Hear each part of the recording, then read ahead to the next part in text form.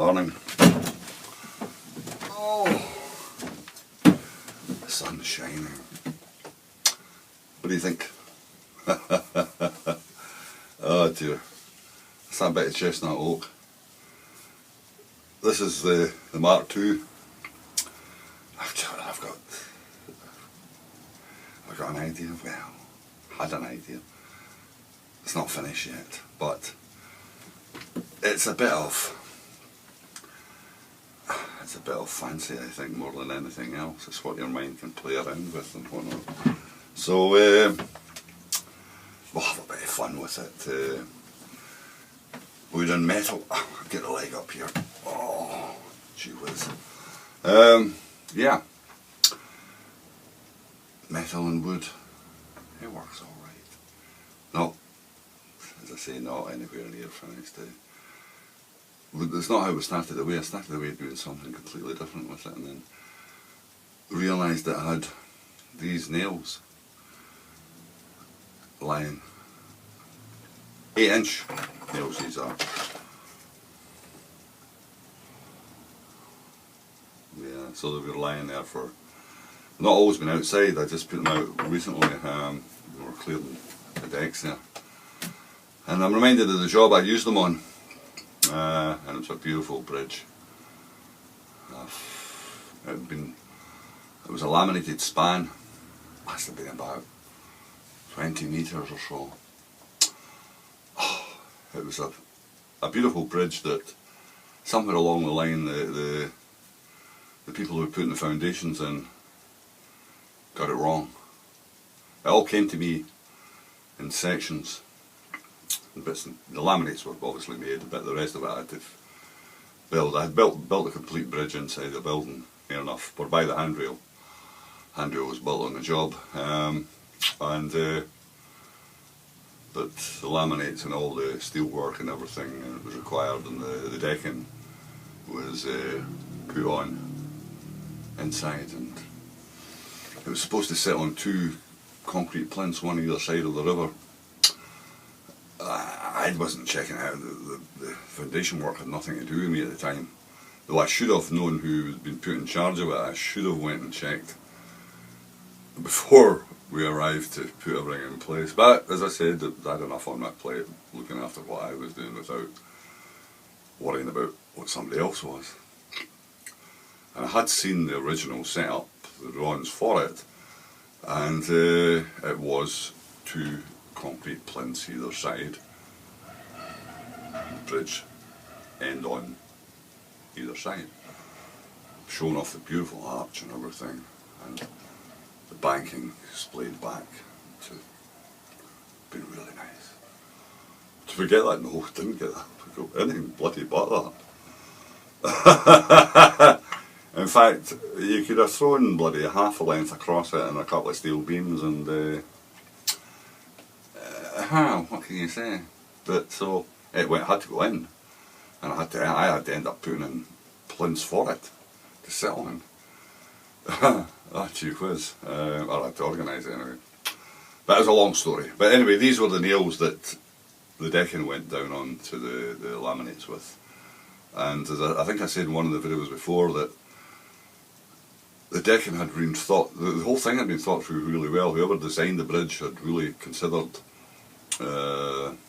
you know, what happens to timber bridges when you lay them in to point, especially on the decking side, because the decking was slightly narrower at and its thing with the profile, it was shaped like that. So as the gaps came together, they got wider as they travelled the depth of the decking. Which meant that anything that got into the gap would naturally fall through, straight through. And so it had been really good. But it was a bridge. I always remember that it was the one and only time that I'd ever discovered, or I was working away. It was winter time, because I always remember we were finishing off in winter time, and it was really bad winter, and very, very frosty, cold, went on for days on end, and hardwood handrail, spindles, cap rail, everything. It was that all had to be built on, or a good lot of it had to be built in situ, and so we were busy putting all the finishing touches to it, and so I turned round that morning, that frosty morning. The sun had been getting up and whatnot, and the sun had started singing on this bit of bush where I was working, at the end of one of the ends of the bridges. Believe it or not, sitting on one of the branches was a blackbird, dead, frozen to the spot. And it was such a weird thing because the sun, as I say, there was a little bit of heat coming on it, and it was starting to melt the frost and thaw it out. And this blackbird started to appear out of the white. I went up to no cameras back then, so I wasn't able to take a phone. No mobile phones with cameras on them, so it's a great thing nowadays with a mobile phone. You can take a photograph of just about everything and put it on there. And so that was that. One and only time I'd ever seen a bird frozen. It had obviously roosted up through the night, and the frost had got to it, and that was that. And I kind of half expected maybe with the thing, but eventually it just toppled off. I thought maybe it came back to life, but that wasn't going to happen, like, you know. But it was a weird thing to look at that moment. But on completion of the bridge, that was the other thing. On completion of the bridge, and it was very, very nice. But 2 or 3 months later, my boss at the time came to me and said to me, "You're going to have to go back to that bridge that we put in." I said, "All right." I was thinking, what could possibly be wrong with this thing? It was over-engineered. It was fantastic. So I said, "There can't be anything wrong with that as such." I said, "What's wrong?" At that time, of course, it was the summer. And young people, young lovers, were busy carving, because it was a broad hardwood caprail on the handrail, we were busy carving hearts and names and initials and all that into it.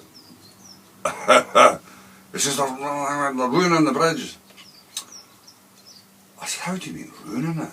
Well, it was a height where it was a caprail, but you weren't really going to put your hand on it. It was not that kind of thing. It was basically just to keep, it was higher than normal, and it was to keep people from toppling in. If you were going to get in the river, you were going to have to climb up on it. You know, what's the problem?